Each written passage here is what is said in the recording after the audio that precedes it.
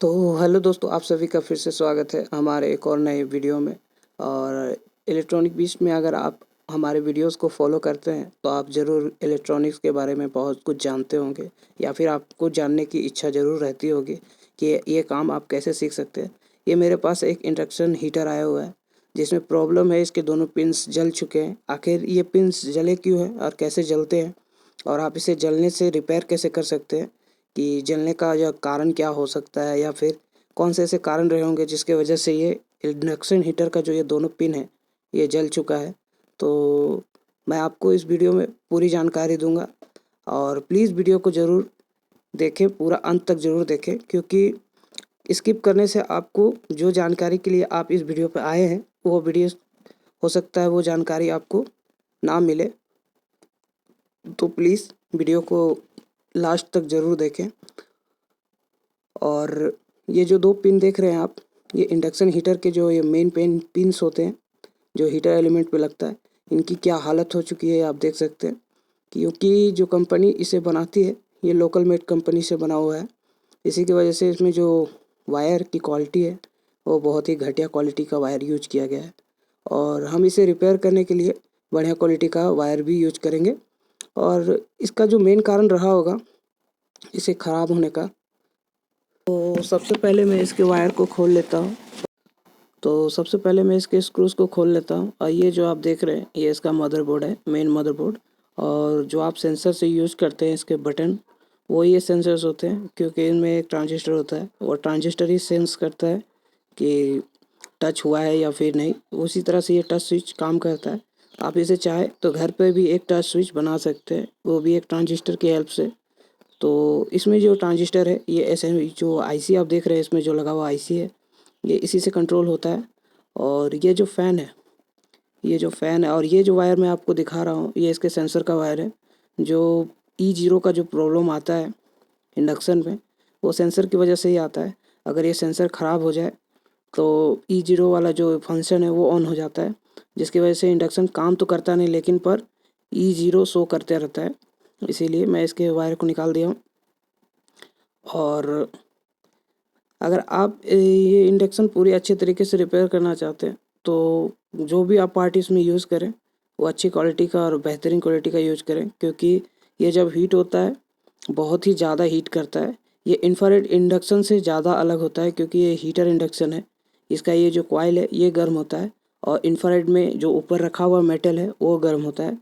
और ये heater element वाला जो इंडक्शन कुकटॉप है, और ना कि इंफ्रारेड। इंफ्रारेड में ऊपर में रखा हुआ कोई भी मेटल हो वो म्यूचुअल इंडक्शन की मदद से गर्म होता है, और इसमें किस तरह का म्यूचुअल इंडक्शन का सिद्धांत काम नहीं करता है।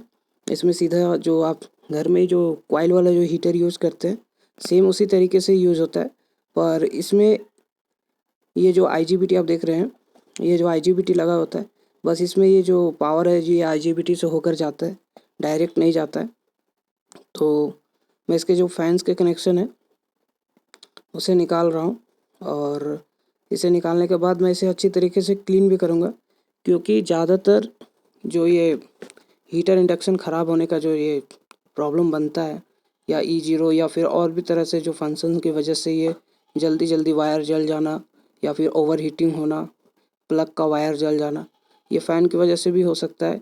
क्यों? क्योंकि ये फ़ैन ज़्यादा दिनों तक मेंटेन ना होने के कारण इसमें जो ये ऑयलिंग होती है ये जब मैन्युफैक्चर होती है तभी इसमें ऑयल दिया जाता है, और ऐसे तो कोई इसे खोल कर ऑयलिंग करता नहीं है। ये जब खुलती है बनने के लिए, जैसे आज खुली है बनने के लिए, तो तभी अब इसमें ऑयल या फिर इसे क्लीन किया जाएगा। तो मैं इसे क्लीन करूँगा, और ये इसका जो कनेक्टर है वो मैं आपको दिखा रहा था।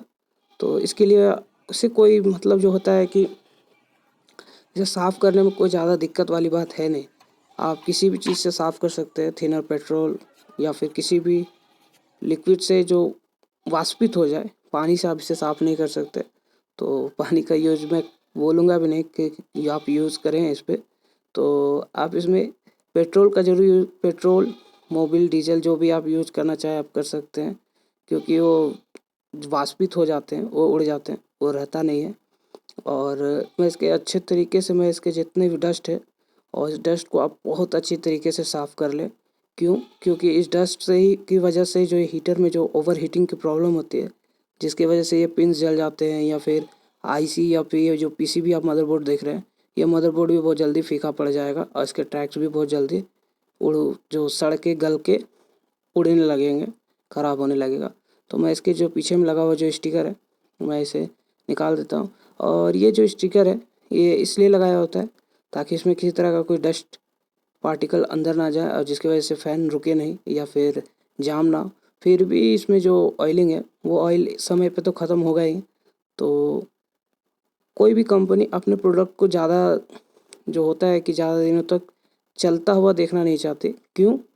क्योंकि अगर कोई किसी चीज़ को अगर आप 10 साल, 12 साल या फिर 6 साल भी कम से कम चलाते हैं, तो आखिर वो प्रोडक्ट आदमी खरीदेगा क्यों? अगर वो बार-बार ख़राब होगा ही नहीं। और अगर ख़राब होने के बाद अगर वो बन जाए तो उसे नया लेना पड़ेगा। तो सेम इसमें वही प्रॉब्लम, मतलब जो मेरे कहने का मतलब ये है कि जो कंपनी होती है वो इसे इस तरीके से बनाती है ताकि आप इसे 1 साल, 1.5 साल यूज़ करो, उसके बाद आप इसे कबाड़े में फेंक दो ताकि आप इसे रिपेयर ना कर पाओ। क्यों? क्योंकि इसमें जो जो जिस तरह का भी आईसी यूज़ होता है या फिर आईसी बेस यूज़ होता है, वो लोकल मार्केट में अवेलेबल नहीं होता। और जहाँ तक ये इसके जो फ़ैन है, ये फ़ैन भी आपको लोकल मार्केट में बहुत मुश्किल से मिलेगा। मिलेगा भी तो कबाड़े में ही मिलेगा या तो फिर आपको स्क्रैप में से ढूँढना पड़ेगा। इसीलिए इसे रिपेयर करना थोड़ा मुश्किल हो सकता है, लेकिन रिपेयर हो सकता है। ऐसा नहीं है कि दुनिया में कोई भी एक ऐसी चीज़ नहीं है जो रिपेयर नहीं होती है, सभी चीज़ रिपेयर होती है और ये भी रिपेयर हो सकता है। बस इसमें हल्की सी ऑयलिंग की ज़रूरत होती है। उसके बाद ये देख सकते हैं आप कितने अच्छी तरीके से ये घूम रहा था। तो मैंने इसे अच्छे तरीके से इसके जो ऑयल है जो ओवर लीकिंग कर रही है, मैं इसे उससे साफ़ कर दिया है और मैं इसमें और थोड़ा सा ऑयल देके और इसे इलेक्ट्रिक टेप की मदद से सील कर दूंगा। देखो देखो टेप तो लगाना पड़ेगा। क्यों? क्योंकि अगर डस्ट पार्टिकल अगर इसके अंदर गए तो ये फ़ैन को जाम कर देगा और अगर फ़ैन जाम होगा तो जाहिर सी बात है कि जो हीटर है वो ओवरहीट करेगा। ओवरहीट, ये जो फ़ैन है ये हीट को डिस्ट्रीब्यूट यानी फैलाने का काम करता है और अगर ये फ़ैन ही अगर जाम चलेगा, डिस्ट्रीब्यूट ना कर पाएगा, तो जाहिर सी बात है कि पिन्स जलेंगी या तो फिर और भी तरीके से सेंसर ख़राब हो सकता है ओवरहीटिंग की वजह से, या और भी तरीके से इसमें प्रॉब्लम जनरेट हो सकती है। तो आप देख सकते हैं मैंने इसे अच्छे तरीके से ऑयलिंग किया। आप देख सकते हैं कितना स्पीड चल रही है। अब मैं इस फ़ैन को अच्छी तरीके से रिप्लेस कर देता हूँ इसकी जगह पे। और इसे रिप्लेस करने से पहले आप इसे अच्छी तरीके से इसका जो वेंट है, जो जाली लगी हुई है, उसे अच्छी तरीके से साफ़ कर लें किसी कपड़े या ब्रश की मदद से और इसे बिठा दें इसकी जगह पे। और इसे बिठाने के बाद आप इसमें स्क्रूज़ को कस सकते हैं और कसने के बाद इसमें जितना भी काम था वो हमने कंप्लीट कर लिया है। अब बस जो रह गया है वो इसका मदरबोर्ड है, क्योंकि मदरबोर्ड में लगा जो ये कनेक्टर है वो जला था ओवर हीटिंग की वजह से। तो मैं इसके जो ये फ़ैन का जो कनेक्टर है मैं उसे लगा देता हूँ, पर मैं अभी फिर इसे खोलना ही पड़ेगा। और ये जो आप देख रहे हैं ये सेंसर बोर्ड है जो एज अ टच स्विच हम यूज़ करते हैं। और यही जो फॉल्ट है जो मैं आपको बता रहा था कि इसका जो कनेक्टर है ये ओवर हीटिंग की वजह से जो ये फ़ैन है ये पूरी तरीके से जाम हो चुका था। इसी की वजह से ये जो हीट है निकाल नहीं पाया, डिस्ट्रीब्यूट नहीं कर पाया, जिसकी वजह से ये कनेक्टर्स जल गए हैं और इस कनेक्टर को हमें रिप्लेस भी करना होगा। और रिप्लेस करने से पहले इसमें बहुत से ऐसे काम हैं जो हमें करने होंगे, जैसे कि मैं ये मेन लीड पहले चेक करूँगा कि हीट होने की वजह से ये मेन लीड अंदर से तो नहीं ख़राब हो गई। और इसे ठीक चेक करने के लिए मैंने डिजिटल मल्टीमीटर को ले लिया है और इसे बजर रेंज में हम सेट करेंगे और कंटिन्यूटी टेस्ट करेंगे कि ये काम कर रहा है या नहीं, या इसके वायर्स ठीक है या नहीं। तो इसके लिए मैं दोनों प्रोब में से एक प्रोब को इसके एक पिन पे लगाऊंगा। आप देख सकते हैं कंटिन्यूटी शो हो रही, लाइटिंग की वजह से नज़र नहीं आ रहा। आप देखिए कंटिन्यूटी अब शो होगी, हाँ शो हो रही है। तो अब मैं इसके प्रोब को एक पिन पे लगाता हूँ और दूसरे में इसके वायर को चेक कर लेता हूँ कि कंटिन्यूटी आ रही है या नहीं आ रही है। तो देख सकते हैं इसमें कंटिन्यूटी आ रही है। तो इसका मतलब ये वाला वायर फॉल्टी नहीं है। और अब दूसरे वाले पिन पे चेक करते हैं। तो दूसरा वाला पिन थोड़ा कार्बन की वजह से लग रहा है रीडिंग शो नहीं कर पा रहा। ओ आप देख सकते हैं इसका जो वायर है ये ओवर हीट होने की वजह से यहीं से कट चुका है। इसमें जो ये वायर है ये पूरी तरीके से जल चुका है। तो अब हम इसके जो वायर है इसको अच्छी तरीके से छील कर और इसे फिर से दोबारा लगाने की जो प्रोसेस होती है वो मैं आपको दिखा देता हूँ। और जब भी आप इसके वायर को अच्छे तरीके से कनेक्ट करें, क्योंकि यहाँ पे जो हीट है वो बहुत ज़्यादा होता है, लगभग 600 डिग्री के लगभग में इसमें जो गर्मी होती है, जो हीट होता है, इसका टेम्परेचर 600 डिग्री तक चला जाता है।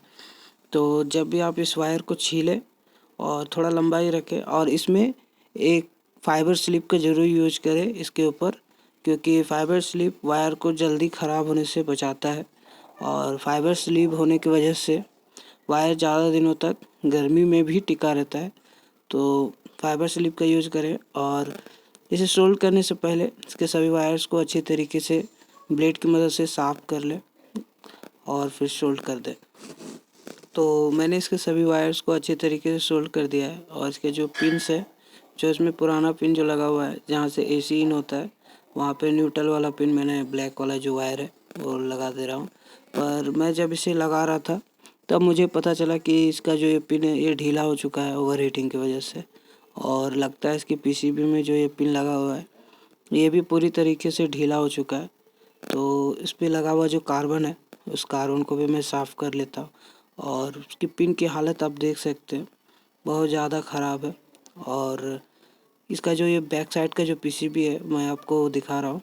और ये जो मॉसफेट लगा हुआ है इसमें, वो मॉसफेट भी जो उसका पिन होता है वो ड्राई सोल्ड होने की वजह से शायद हिल रहा होगा, तो उसे हम दोबारा से सोल्ड कर देते हैं। तो अगर आप जब भी किसी इंडक्शन को रिपेयर करें तो इन बातों का ज़रूर ध्यान रखें। और इसमें जो ये लगा हुआ वायर है वो थोड़ा हल्की क्वालिटी का था, और हमने इसमें जो ये वायर लगाया है ये बहुत हाई क्वालिटी का वायर है। तो ये बीच वाला पिन है, इस पे ये एक वायर जो आप यहाँ पिन देख रहे हैं ये पूरी तरीके से इसका ट्रैक गर्म होकर ख़राब हो चुका था। और ये जो न्यूट्रल वाला जो डायरेक्ट पिन है जो फ्यूज की मदद से डायरेक्ट लाइन से आ रहा है वो हीटर के एक पिन पे वो चला जाएगा और ये दूसरा पिन ट्रांजिस्टर से होते हुए हीटर पर जाएगा। तो इन चीज़ों का आपको अच्छी तरीके से ध्यान रखना होगा जब भी आप इंडक्शन रिपेयर करें।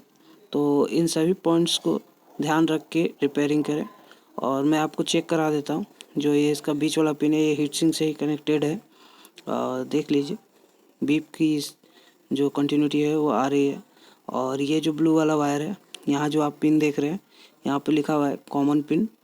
और ये कॉमन पिन जो ये फ्यूज़ जो आप देख रहे हैं ये फ्यूज़ से होते हुए ये वायर इसमें इसका ट्रैक इसी के साथ जुड़ा हुआ है। मैं आपको दिखाता हूँ। तो ये थोड़ा कार्बन लगने की वजह से, हाँ आप देख सकते हैं ये कंटिन्यूटी शो हो रही है। तो अब हम इस PCB को इसमें दोबारा से लगा देंगे। और लगाने के बाद और जब भी आप किसी इंडक्शन को रिपेयर करें तो उसमें जो ये सेंसर वाला जो ये बोर्ड होता है इसे भी विशेष रूप से चेक करें। क्योंकि इसमें भी जो ये IC लगा हुआ है कार्बन लगने की वजह से कभी कभी एरर या E0 या E4 इस तरह का एरर शो करने लगता है, या फिर जो ये सेंसर्स होते हैं वो काम करने नहीं लगते। वो इस मेन IC के अंदर ही इस सारे ट्रांजिस्टर पैकेज में होते हैं, SMD पैकेज में, इसकी वजह से ये काम करता है। तो इन सभी कनेक्टर्स को मैं लगा दे रहा हूँ फिर से दोबारा।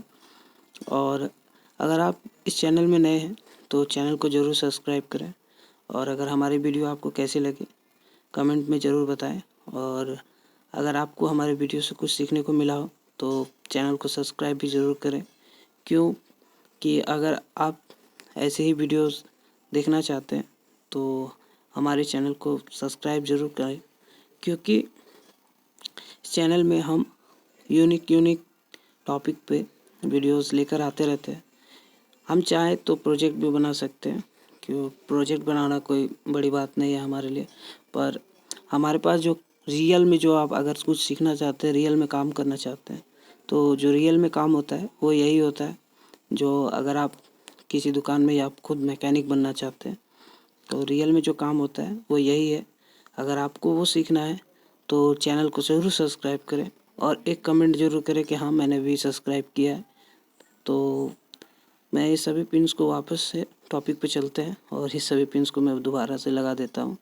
और ऐसा नहीं कि मैंने सब्सक्राइब करने के लिए इसलिए बोला कि मेरा चैनल ग्रो हो जाए, वैसा कोई बात नहीं है। अगर आप कुछ सीखना चाहते हैं तो इससे हमें थोड़ी मोटिवेशन मिलती है कि हम आपके लिए और भी इन्फॉर्मेटिव वीडियोस लाते रहें, ताकि हमसे होने वाले नॉलेज को और भी कोई गेन कर सके।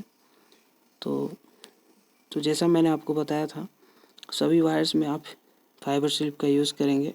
क्योंकि फाइबर स्लिप यूज़ करने से जो हीट है, जो इसका टेम्परेचर है, मैंने इसे लगाने से पहले इसे लगाना चाहिए था मुझे, तो ये मेरे से गलती हो चुकी है। तो पर मैंने बीच से फाइबर स्लिप को फाड़ कर और सुपर ग्लू की मदद से मैं इसे चिपका दूंगा, उससे कोई दिक्कत नहीं है।